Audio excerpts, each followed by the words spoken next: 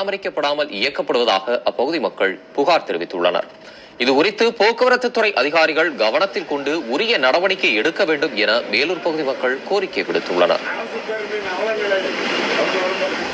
நீங்களும் நானும் கொடுக்கிற வரி பணத்தை எடுத்து லட்சக்கணக்கில் கொடுப்பதற்கு அரசாங்கம் இதற்கான அரசாங்கமா? நான் அவர்களை பார்த்து கேட்கிறேன்.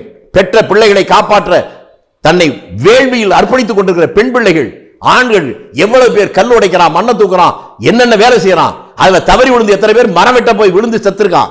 அப்படி செத்தவனுக்கு ஏதாவது 10 லட்சம் ரூபாய் கொடுத்திருக்க அரசாங்கம்?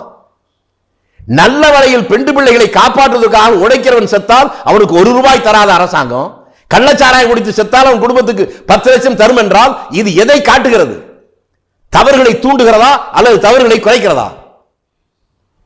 அதற்கு யார் காரணமோ அவர்கள் மீது நடவடிக்கை எடுப்பதாக ஊக்கத்தொகை தருவதை போல அல்லவா?